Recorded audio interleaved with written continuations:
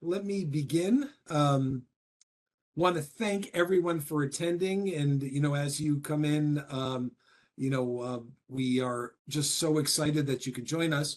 Good afternoon. This is Thompson Hine's Investment Management Coffee Chat webinar series. My name is Ernie Badway. I'm a partner in the Business Litigation and Investment Management practice groups. And we are so happy that you could join us today for today's session as part of our ongoing securities coffee chat series, where we're trying to provide as a concise, practical discussion on some of the hottest topics and trends impacting the financial services industry. And frankly, I'm not sure the last one that we had last week and this one, how more topical one could get. Today's session is titled Digital Assets Evolution, Bitcoin, Spot Bitcoin, ETFs, and Tokenized Securities. We're going to explore the role of registered funds in crypto investments, issues arising from the crypto treasury-style strategies, such as our new billion-dollar client, Sharplink, our fiduciary duties and government investigations. We're also going to address the growing use of tokenization in both registered and private funds, as well as the deployment of private fund structures in crypto and trends in the secondary market. We're also going to close with a forward-looking view on how DLT technology is going to be reshaping market infrastructure and participant behavior. I am so excited to introduce my partners and my colleagues who are serving on this distinguished panel today. Cannot thank them enough for participating in today's discussion. First person is Rich DeBerry, who's a partner at Thompson Hine in the litigation group, in the business litigation group, who handles matters involving digital assets and the like. Daniel Filstrup, who is counsel in the investment management group. Matthew Schwartz, who is a senior managing associate in our corporate group, and Amani Tibbs-Boone, an associate who is also in our corporate and investment management groups as well. So happy for everybody to be here, and we want participation. I cannot stress enough how we want you to ask questions. This is a give and take. We don't want you to think for a moment that we're going to just be talking at you. Trust us, we're going to jump in and talk with each other. We want you to be part of that conversation. This is what it's all about. Please ask us any questions that you have. Use the chat button. Just put in your question, and we promise that we will answer those questions either during the course of the program today. We'll address as many as we possibly can, but we'll also follow up with you if we don't get to it. So please let us give us that opportunity, and we're more than happy for it. So let's go ahead and get started. And Scott, if you could post our slide.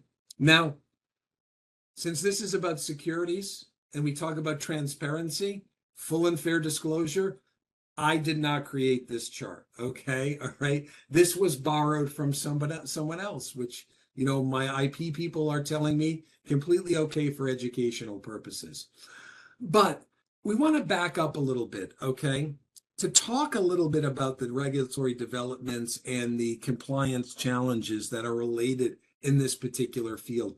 But one of the things that we don't want to get lost is when we talk about digital assets, okay, it's all based upon the use of distributed ledger technology, or DLT, okay?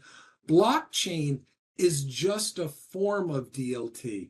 And as I constantly am reminding clients, constantly telling people when I speak and when I write, blockchain is just one form of DLT, just one form, and cryptocurrencies and assets and everything are also on other forms. And as we move forward in this field, continue to utilize the technology. And also remember one thing, the technology is also used in other areas besides digital assets. For example, in supplies, in the healthcare industry, shipping industries, and things of that nature. The technology is an absolute sea change in how we monitor and how we are able to follow and utilize information. Blockchain technology, Hashgraph, DAG, holochain, Radix are all forms of DLT technology. And the way they use the DLT, the way they use the ledger system is different, okay? So for example, with blockchain, it's a chain, a series of blocks. Hashgraph uses the nodes, okay? But you don't have to validate them. It's really a consensus building. DAG is they store transactions in sequence, okay? And you have to verify at least 2 previous transactions to confirm it. Holochain moves away from data-centric to agent-centric structure. And then finally with Radix, or sometimes called Tempo, it really is transactions are added in the ledger in the order or the events, not the time, okay? Not the time, but how the events happen. And it's fascinating because this presents, these technologies, all utilizing DLT, present ways of where regulation and compliance have to start. So I'm going to throw this open to our group. One of the things that we've seen, and I'm going to throw this out to the group, I'd like the group to comment on, what they see right now as some of the challenges and some of the regulatory developments that we're all dealing with in this particular space. And why don't we begin? I'm going to point it out. Why don't we begin? Why don't we begin with Rich? Why don't you tell us a little bit about where that is? You have to unmute, Rich. You got to unmute. Thanks, Ernie. I was itching to get started. Yeah, well, thanks. I mean, as you mentioned, you used the word sea change, and I think whether it's the last week or 2 weeks with Commissioner Atkins' Project Crypto speech, where he laid out his 5 pillars of how he envisions the SEC embracing the crypto community into the financial services and investment management space with some specific and some more prudential or principles-based approaches, whether it's that or whether it's the SEC white paper or the crypto task force or the ongoing roundtables that they're having with crypto leaders in different spaces. There's been a sea change in the regulatory environment. The SEC explicitly has made a shift from rulemaking by enforcement to really rulemaking by rulemaking, including certain rules which were on the verge of being implemented, like the anti-money laundering rule being applicable to registered investment advisors and covered advisors. Even some of those rules which were on the verge have now been paused or halted or delayed so that there could be more comment and more input from the industry so that there are not unintended consequences or knockoff effects from some of these rules.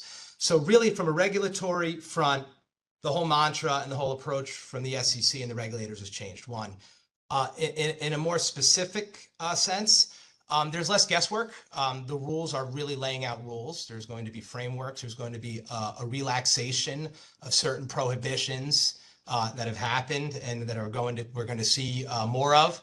And really the SEC and the regulatory regime has really kind of really cast a narrower net into like fraud, like what you and I would think of or anyone would think of as fraud, lying, cheating, and stealing, as opposed to checking the wrong box, registering incorrectly, or making a judgment call incorrectly on whether something is a security or not, and putting out a regulatory framework around that guess, whether it was right or wrong.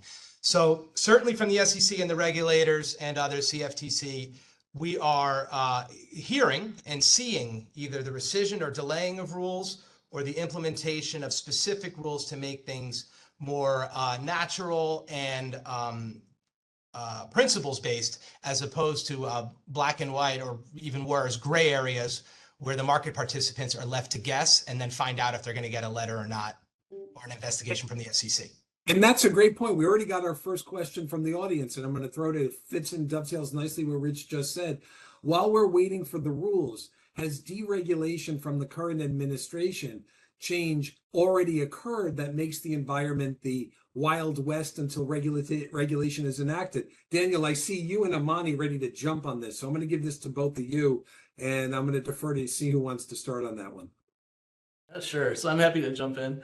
Yeah, I do think we've seen a massive uptick in activity, especially in terms of tokenization. I think everyone was pretty hesitant under the previous administration to really pursue tokenization of whether it's fund assets or other real world assets. And now it seems like people are going, headfirst into tokenization. I'm sure Imani will speak to this a little bit later. But I think it's also important to understand that, just because there's kind of this interim period where we've gone from a very strict view to a very, pro-innovation view, that we don't just take the position that there are no regulations. Even in Chair Atkins' statement, he did touch on he does want to increase the clarity of the rules, but there does still seem to be this other underlying Howey test that's going to apply to determine whether or not something's a security. Even though Chair Atkins did say that, unlike under the previous administration, most crypto assets now are not securities. But I think the point being that regulations aren't going away, that there are going to be regulations coming, and so maybe not to get overly exuberant during this interim period. Imani, we also had another question from the audience about tokenization. Could you just briefly tell us a little bit about that process? Oh, absolutely. Go right ahead. I'm certainly happy to talk about that. So just in general, if we're talking about tokenization as a whole, it's effectively representing an asset, right? So we talked about some of the DLTs, we talked about blockchain, and effectively your interests are represented in a node, a block. And sometimes those things can be conceptually hard to see, but if you just think about it almost like, oh, this is actually a perfect example. I've got this train here. If you just think about it as a train, and different cars are being added, and every car represents someone's purchase interest, right? And as we talk about the different types of DLTs, certainly they come with, sometimes there's less verification necessarily, and some of them have are certainly secure and locked down, and will tell you the date and time of the transaction and things of that nature. But just to simplify it, it's simply just effectively a train car, right? Just adding on to it. So that's and your interest, of course, is represented by that train card. And I see the follow-up is, but where or what is the physical asset? And someone who's paid far more than me could actually explain that better. But I know that they've got supercomputers set up across the world that are processing these types of transactions on a regular basis. Where these things are stored, it's above me. But I know that they're processing them, and you can certainly access them through any trader or broker or things of that nature. And also, go ahead, Daniel. Just jump in that, there are kind of two models here, especially with respect to tokenization. One is a token it kind of reflects an existing interest in like a fund.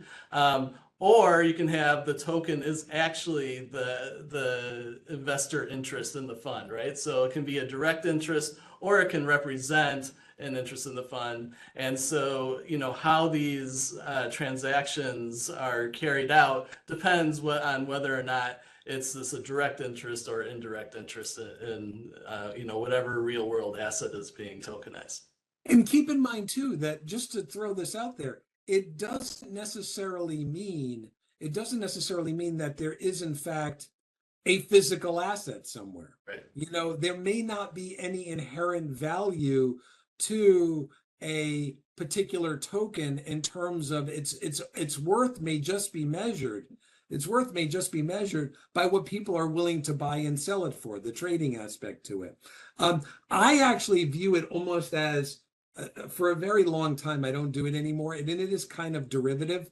I view it as my former fantasy baseball and fantasy football teams. I did it for many years, and I had to suffer through my wife and daughters making fun of me about it, because why don't you go out and play baseball, Daddy? Why don't you go out and play football, instead of like derivatively acquiring statistics from people who actually did those two sports.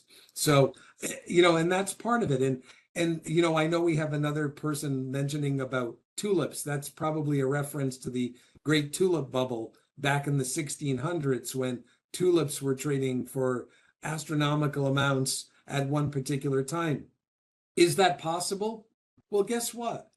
It's an asset. And like everything else, whether it be stocks, bonds, real estate, companies, whatever it may be, there is a possibility that the value may get beyond what the actual sort of value is, and you may have a bubble.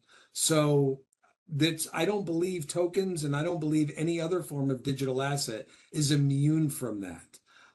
That doesn't mean, actually, I would say, doesn't mean that that's the worst thing, but, you know, I'm sorry, it doesn't mean that, you know, it can't happen, but it doesn't mean it's going to happen either. And, you know, we have to look at it from that perspective. And I'd like to shift to a little bit about our, you know, and I love this, the crypto trading strategy of our $1 billion client, SharpLink.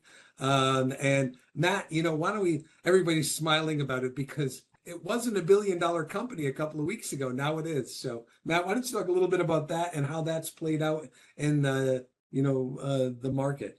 Sure. So just a quick correction, it's somewhere between 2 and 3 billion. So I don't want to Stand corrected. but yeah, As of 2:15 p.m. Eastern time.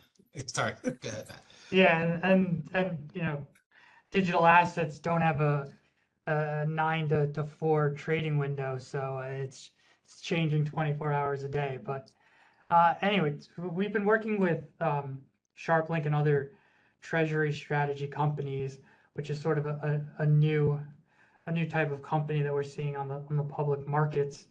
And I guess one of the biggest first questions you get is, you know, why would somebody purchase a traditional stock, a traditional security in a company that is then holding digital assets when all we keep hearing is that digital assets make it so easy to essentially own or purchase on a decentralized ledger? And the answer is kind of, there's several reasons. First of all, and big one is custodial, and you'll hear people talk more detail about custodial issues later on, but my view of custodial issues is not having to jump in the, you know, in the dumpster to find your digital wallet after you lost the Bitcoin that you bought 3 months ago and it's tripled in value. So you have custodial, take away the custodial risk there. And you also have liquidity. As easy as it is to buy and trade different digital assets now, it's still not as easy, and especially for institutions, not as easy as purchasing and selling on a national exchange, NASDAQ or NYSE. And the next reason is essentially the same reason that you would want a professional managing any of your assets. They have an expertise and a knowledge in it. So for example, you know, SharpLink, we have 2 expert asset managers who know how to stake and liquid stake the ETH that they hold. And then in return, they get, they're able to get larger DeFi returns on the asset itself, as well as additional tokens from their staking. And if that is not English to you, the best analogy I can think of is essentially interest. While you hold digital assets, there are ways to utilize them, whether it's in apps or to verify the chain, because again, it's a decentralized ledger. There is no central bank overlooking everything, and as the proponents of it will say, there's no central bank that could modify it or could do anything nefarious. It is maintained decentrally. So you know, in essence, you're able to get interest on your underlying asset. If you purchase a crypto treasury stock, to an extent, the value will mirror the underlying asset, but it won't be an exact mirror of the underlying asset because, again, you have these other benefits that we just discussed. Custodial, experts who are able to get you the equivalent of interest on it. So you'll see it trading above the value of the underlying asset, and that's not just hype. That is additional value that these companies add. Matt, in addition to the ease, is the liquidity of the company itself and some of these larger treasuries one of the selling points or one of the other attributes that goes into the higher NAV value or NAV price assigned to it? Yeah, sure. It definitely is because, as everyone on this call knows, it's quite easy to make an exchange of a publicly traded company. There is additional access to holding digital assets directly now. Coinbase, you can have your own wallet. Certain digital currencies are easier than others. Bitcoin, you can fairly easily buy and trade. You can also buy and trade fractions of it. You could download the Robinhood app as an individual and do that immediately. Something like ETH it's a little bit more involved and more complicated, and it's also a little bit more difficult to get the rewards that you want from them. So again, you go back to something like SharpLink and it gives you that advantage. And I wouldn't, like, I know we've gotten a couple of questions from the audience. I wouldn't call it necessarily loaning out the security because, of course, even Commissioner Peace, who is the godmother of the crypto industry, has indicated that it's a question for each digital asset, whether it constitutes a security. It's more along the lines of being able to demonstrate that the owner of the digital asset is involved in a strategy, either staking, liquid staking, or staking, that is in essence vouching for the digital asset and being part of that vouching, being part of it. And that's what they're getting rewarded for. Did I say that right, Matt? I know that I was trying to put it in English. Yeah, no, you did. And also just to touch quickly on what we were discussing earlier about the value. One of the things, the value, and it depends completely on what the underlying asset is a limited supply. So you hear everyone talking about Bitcoin. There's a finite amount of Bitcoin that can be mined or essentially created through the use of a ton of computer power. Because of that, paired with the inherent sort of security that particular cryptocurrency has, gives it a value, and it's whatever people assign to it. But again, everything is what people assign the value to. And if I could just jump in there on a completely tangential report, anybody who lives in New Jersey like me, your electric bills are not going up because because they want to go up, but they're going up because of the fact that New Jersey has become a place where there's been a lot of these energy draining in Secaucus, New Jersey. There's a couple of them that hold these digital assets. So, and they use a ton of energy. So, it's one of the reasons why companies like Microsoft and others are trying to restart former nuclear reactors, reactors that have been closed for years, retired for years, because of the need for energy. Somebody that is very bored and were to read all the risk factors and prospectuses of these companies, one of the risks is essentially if the cost of power to mine and maintain certain digital assets exceeds the value of the assets, it becomes problematic. Yeah. Matt has had to hear me talk about like energy drain. It's like, that's the high finance we've been dealing with. Daniel, how does this affect registered funds? What do you think about that? Well, it's interesting because I find this fascinating from an investment company act perspective, the SharpLink strategy. Because you have these, an operating company, but its primary treasury asset is this underlying digital asset, and the stock price is essentially tracking maybe at a premium, but tracking the value of the underlying asset. And that's more akin to the behavior of an investment fund or a pool, right, rather than an operating company. So, actually I have a question for Matt. What about the structure of this offering maybe helped you get by some of the potential investment company act scrutiny, of this company?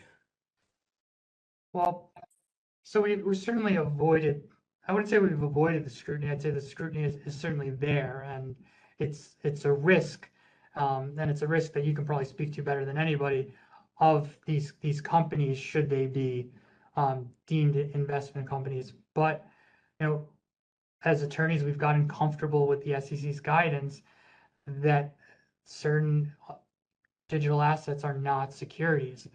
And because of that, we're able to get comfortable that the holdings are not securities, and therefore we're not holding 40% of our assets as securities, and that's how we got around. That's how we got comfortable with it. Yeah. As far as structuring the offering is concerned, and this might be getting a little in the weeds, but these crypto strategy companies generally, they're not new companies. They're companies that are continuing their existing operations that have taken on a new business, an additional business, and they keep running their underlying business.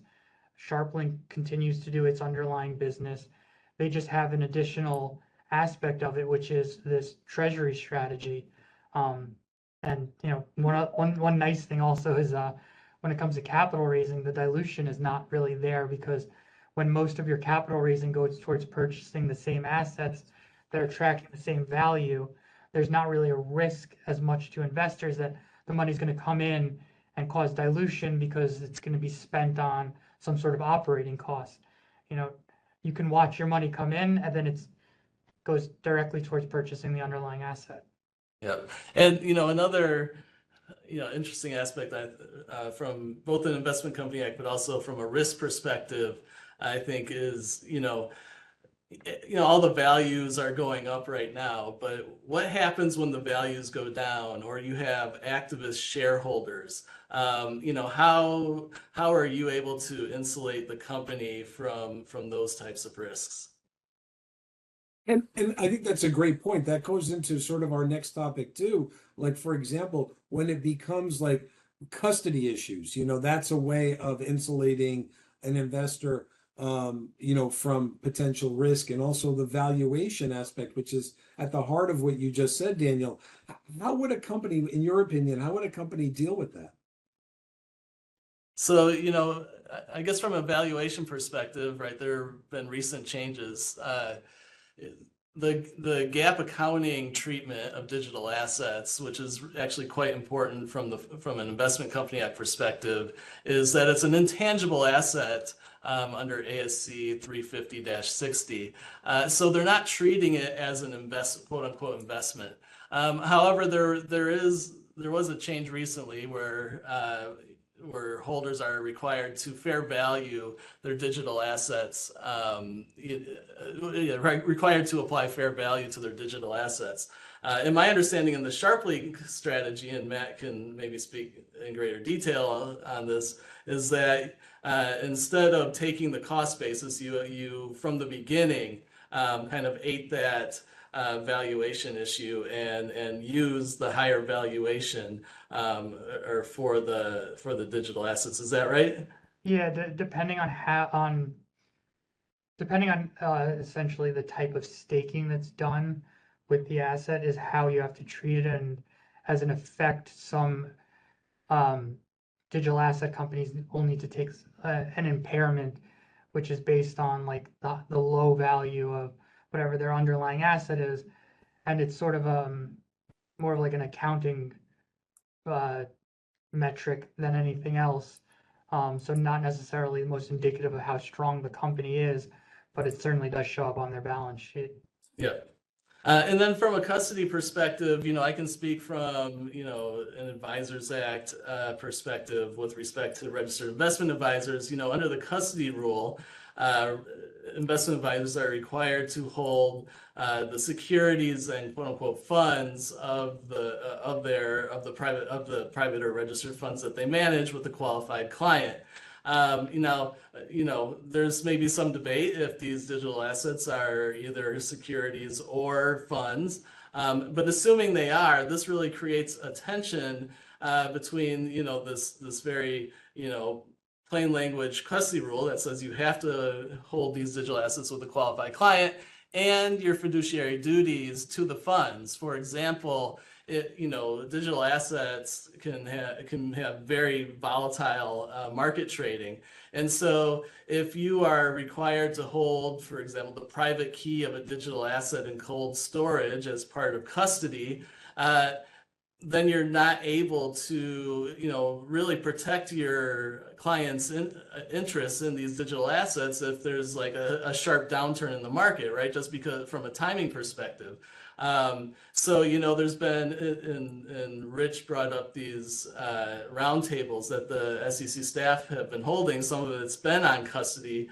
And so there's this debate about, well, how do we how do we have a sensible solution to custody of digital assets that allow the managers to trade the assets as part of their fiduciary duty of care to their clients, but are also safeguarding the assets on their behalf. And I think this comes up in a variety of ways. It's not just timing of trading, but also there are potentially custody options out there that are more secure than a qualified client's services, right? So as a fiduciary, you wouldn't want to hold your client's digital assets with a qualified client if there's a better option out there that actually provides more secure custody of the digital asset. And then, I think it was an Atkins statement, he also talked about having maximum options for custody. So I think the SEC is really looking at what the potential options are for custody, and making sure a wide range of options are available to at least registered investment advisors and others, including self-custody, because I think it's pretty well accepted in the industry that actually self-custody can many times be more secure than holding the digital assets with a custodian. I don't know, Rich, if you had further thoughts on that. Yeah, but one second, Rich, before you jump in, we've had a couple of questions from the audience. And look, it is true with, these digital asset entity choices, these treasuries, the sharp-linked treasury strategies, you're going to get more out there, using other digital assets.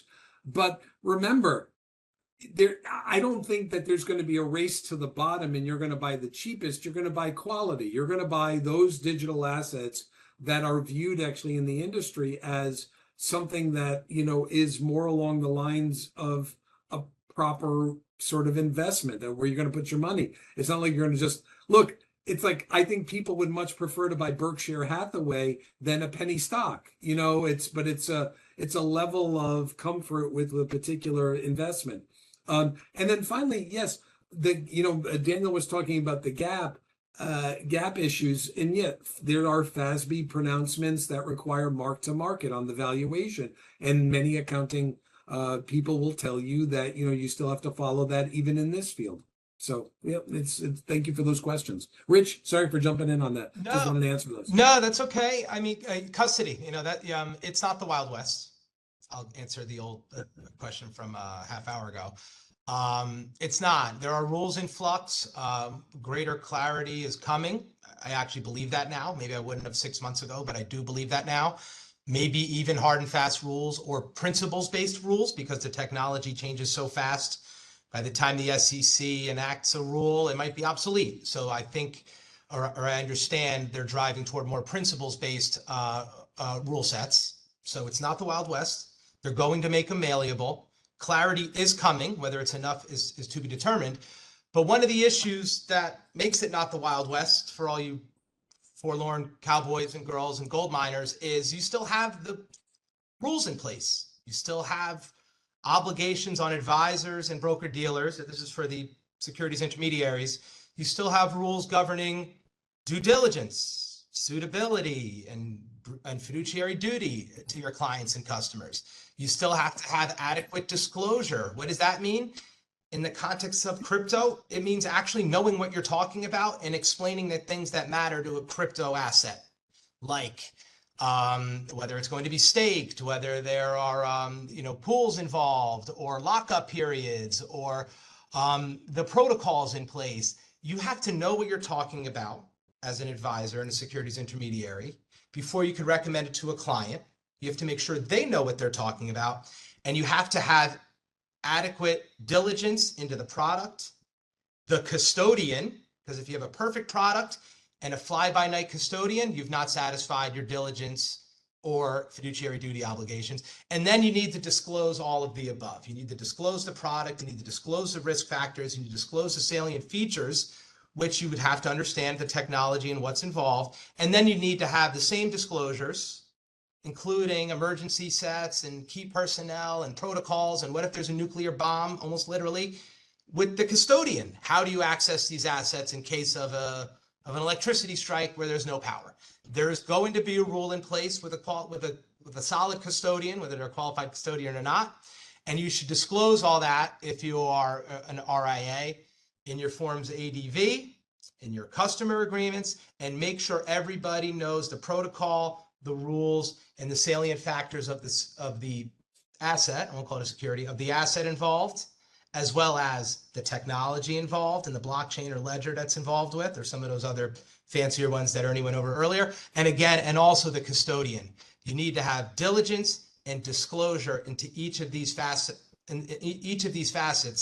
and communicate it to your client and to the general public in your forms ADV if you're going to be dabbling in these assets. And to put a point on that, we have a question from the audience, and it's a great question, and I hope it doesn't get us in trouble. But the question was, what types of ledgers platforms are registered fund advisors focusing, and why? Most of them, when I'm going to answer this from the digital asset perspective first. And again, many of them are looking at various digital assets, but the big three, at least in my humble opinion, are Bitcoin, Ether, and Solana. Okay, those are the sort of the ledgers that they're looking at. There's the blockchains that they're looking at. That's what they're focusing in on. But there are others, and we hear about others on a daily basis. So yes, there are more out there, and I think we're going to see that it's just going to explode. And then with respect to the technology, candidly, I think most are still focused on blockchain.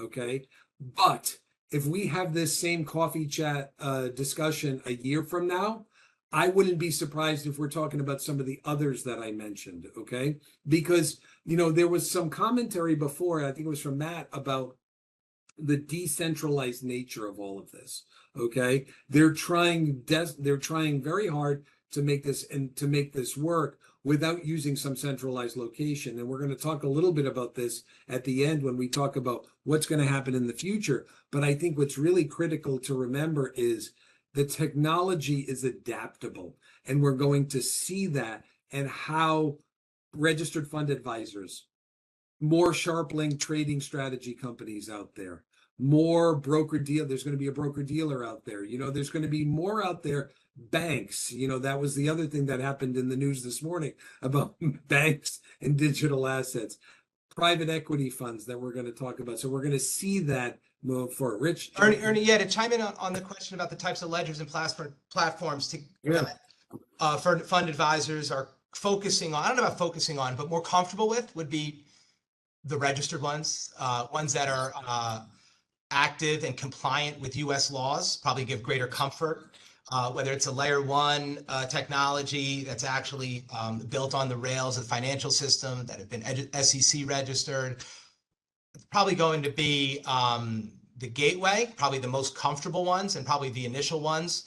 And then on a similar vein, you mentioned decentralized, probably more centralized exchanges on the front end are what more is in the comfort zone right now, because you can comply with, to the extent applicable, AML laws, know your customer laws, because we're completely decentralized. That may be more of a challenge if it's applicable to what you're working on. I'm going to stop you right there because I want you to say that at the end. Okay. Sorry. But Rich, I do want to get to, what we're seeing, and I think you started to talk about this a little earlier, about fiduciary duties and government investigations. What are we seeing? What's going on? What's happening? Yeah, as I mentioned earlier, it's been a a retreat from the test cases, from is this a security or is this not a security? Did you register correctly? Did you not register correctly? I could go through some of the, the famous ones in the Ripple matter and the Inri Coinbase matter, where there's either been settlements or victories by the crypto companies involved, and then subsequent settlements, or again, just a change from the administration and the commission. Those are not being tried. Those are not being enforced or really tested out. Rather, in the enforcement matters, it's run-of-the-mill fraud nowadays.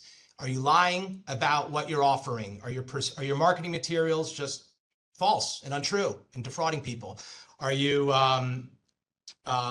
faking what the asset actually is? And are you not doing your diligence on the custodians such that if there's a failure, like the price goes from 100 to 5, and the time comes to try to access it and sell it, the custodian disappeared and the client's funds are gone?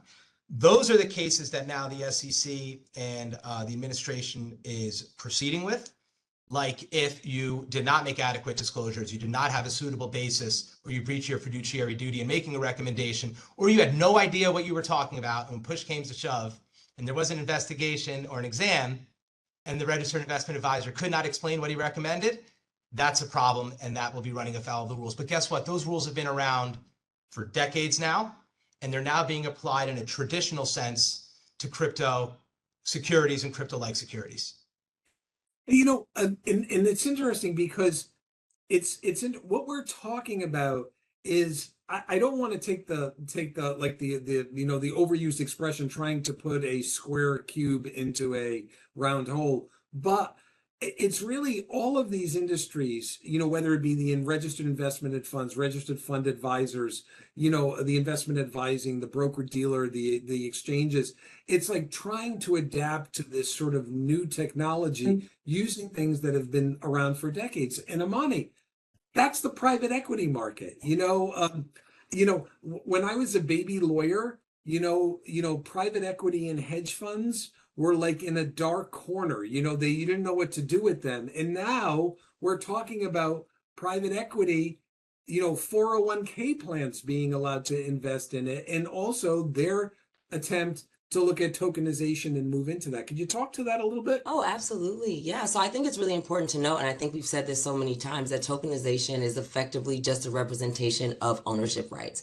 And when you think about a traditional private equity fund, you've got LP interest or membership interest. You're subscribing in exchange for those interests, and as a result of those interests, you get some sort of return at a future date.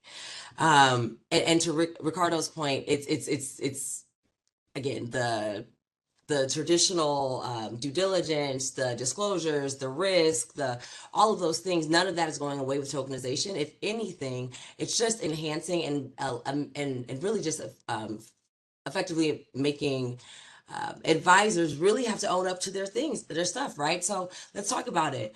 When we talk about liquidity and gates, we spend a lot of time working with fund sponsors trying to figure out what is the investment strategy. How do you want to make sure that you're safeguarding this investment and making sure that you're, again, discharging your fiduciary duty to your investors. We spend a lot of time negotiating the risk and things of that nature. None of those things are going away. If anything, what we're seeing is administrators are sending over service agreements that have digital asset disclosures, and they're forcing them on clients, even if the client has said, oh, this isn't our strategy, because they can see the writing on the walls. At some point, private assets, private funds, it's headed towards that, towards tokenization for all of the reasons that we've discussed. When we talk, I see a question in the chat here specifically about, let me scroll up, about forcing liquidation.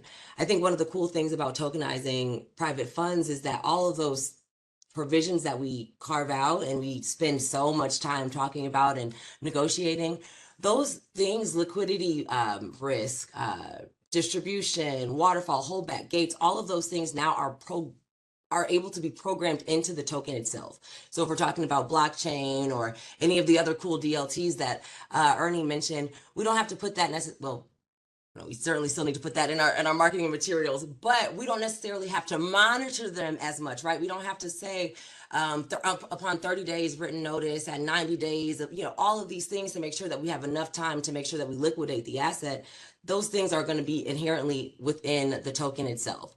When we talk about capital raising and subscription, automatic, right? You subscribe and automatically your token is gonna, if it's blockchain, I'll bring back my train. If it's blockchain and you subscribe, it's automatically going to affix itself to the fund structure already. You don't have to go through the wire and figuring out within 5 days of signing the agreement and things of that nature. It's gonna happen instantly. But again, the biggest takeaway is that although they're not gonna, tokenization won't eliminate the due diligence and the fiduciary duties that you already owe to your private fund investors. If even more, it's going to kind of boost the due diligence that you're going to need to do with your custodian, with your digital asset service providers, and even, like I said, in some of the most mundane instances, if we're just talking about an administrator, Ernie's laughing. We got a service agreement back from an administrator that I think people are probably very familiar with, and they had about 2 pages of just digital asset language and digital risk disclosures and things of that nature. So it's certainly not going to make it less complicated from a due diligence perspective, but it's certainly going to make it much easier. And I know we've talked about the benefits here to the consumer and specifically to the sponsor. You're going to see the money faster. You don't have to necessarily, again, monitor the liquidation, hold back gates. Those things are going to be programmed right within the token itself. I think one of the things, we have a great question from the audience about a few fund groups launched tokenized mutual funds in 2024. I have not looked at them in preparation for today. I'm not sure if anybody else on the panel has, but I think those mutual funds, those tokenized mutual funds, I think are all part of the same items that we've been talking about today, meaning that they're all dealing with the regulatory issues that have popped up, and also the issues that both Daniel and Rich and Matt have talked about, and also even Amani in terms on the private side, which is the idea of custody, the idea of valuation and marketing. They're dealing with them. And I think the great question that you're asking about what the future holds is really, what does the future hold for digital assets in general? And I want to thank the participant of for asking this question. And I didn't pay this participant to ask this question, but it's a perfect segue into our concluding remarks about what we're going to see going forward with respect to the secondary market infrastructure, as well as investor in education. And this is one that I'm throwing out to everybody. In preparation for this, I told everybody one of my favorite shows of all time was the McLaughlin Group. Some of you may remember that John McLaughlin, a political consultant from DC, would go around, and it was like sort of this high, fast-paced, screaming and yelling. We're not going to do that here. But, why don't we talk about some of the things that we all see? Amani, we're going to start with you. Tell us in the future, what we're thinking about in terms of the market infrastructure, secondary market, and, what we want from investors in terms of education, and what we're looking forward in the future. Absolutely. I think from an investment manager's perspective in general, if digital assets or tokenizing a private fund specifically is something that you're interested in, understanding all of the nuances, to Rich's point about custodian, understanding the basic fundamentals of what you're tasked to do, and then taking it a step further and understanding what does that look like in terms of its application to digital assets. Maybe that means hiring in someone that is exclusively dedicated to making sure that they're monitoring those subscriptions, or working with the custodian so that you don't have an issue where it's valued at $100 million and then $5 million the next day because we've lost track of the custodian and the trading platforms. And so it's really just about making sure that we're upskilling, and to Ernie's point about the technology that we're using. And so it might make us have to put on a different hat. I know I always laugh because CIO means so many different things depending on who you're talking to, but we might actually see a convergence of the CIO in the traditional investment sense, as well as the CIO from a information technologies perspective as well. And just so everybody knows, Chief Investment Officer, right? Is that what we're? Yeah. Yeah. Okay, gotcha. Yes. Yeah. Matt, what do you think? What are you thinking? What are you seeing in the future? Like, what's your crystal ball say? By the way, that's a John McLaughlin quote, just so that we're clear on that, okay? Two answers to that. First of all, just as far as the technology is concerned, I know Ernie and I talk about this all the time, but I just see it moving all over the place from like, the DMV to, tracking trusts and tracking deeds to land and all these other uses that could potentially streamline things that are notoriously slow or inefficient. But as far as what I'm working with now, I think in the future, my focus and the focus of a lot of people is making sure that disclosure is accurate and clear.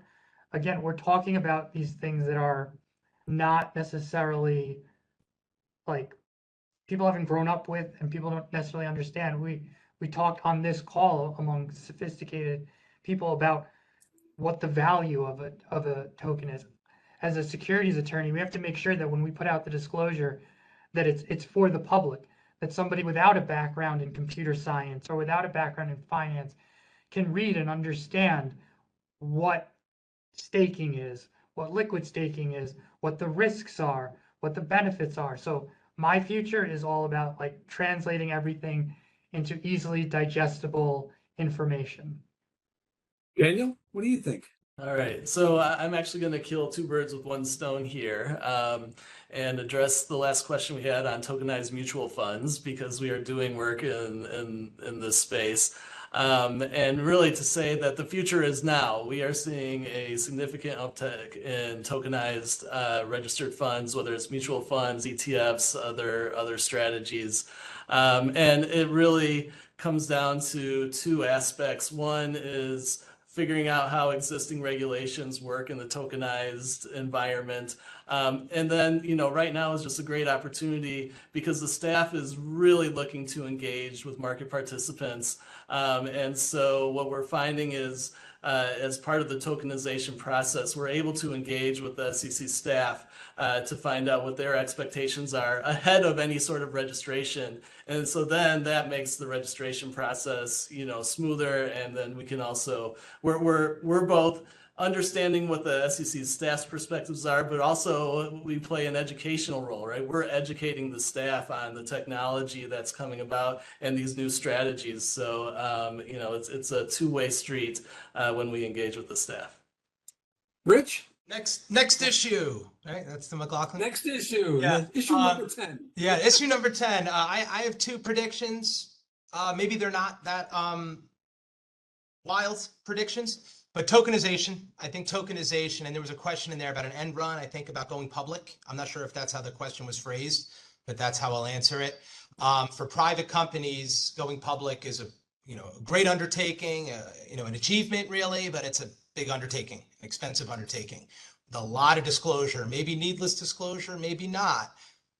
But if you tokenize and you use your private entity and enterprise and you tokenize it and you do it on chain, there'll have to be disclosures by those marketing it, the securities intermediaries, but the upfront disclosure from the issuer, the tokenizer, won't be nearly as robust under that regime, whatever that looks like, as the current IPO regime. So I have a prediction that as that gets more expensive and the money accrues to some of our investment banking clients, we're going to see a tokenization of private companies for capital raises and for outside ownership that goes far short of intentionally of the IPO process. That's guess number one.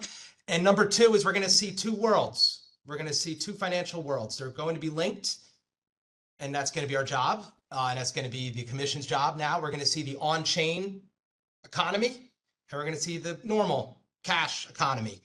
I don't know if there's going to be a total symbiosis between the two, but I do believe that tokenization and all of these rules that we're talking about and putting into place this year will lead to a fully on-chain economy where they never turn into a fiat US dollar or a euro or yen. They go into the stablecoin version. There's billions, or I think trillions now in the crypto ecosystem, and they may remain there forever. I don't know, I want to be so, dramatic about it, but it will stay on chain. And that's my other, guess, that we never see that money converted to dollars, and it stays on chain from here on out. And we have two worlds and two financial systems with certain bridges that we built. Oh, but of course, that doesn't mean there won't be any burning that's going on. One of my favorite terms in the digital asset space about burning. Look, we just want to thank everybody for participating, especially this amazing panel. My colleagues are wonderful. It concludes our coffee chat today. On behalf of Thompson, Hine, and our great panel, I want to thank everyone for joining, and we hope that you found some informative information here and you'll be a part of our future sessions. You're all going to be getting an invitation to our upcoming programs. Our next one is for next Tuesday, August 19th, where we're going to be talking about security, cybersecurity, and compliance in a connected world. But if you have any additional questions, please reach out to our panel today. They would love to talk to you. And in the words of John McLaughlin, bye-bye. Thank you, everybody.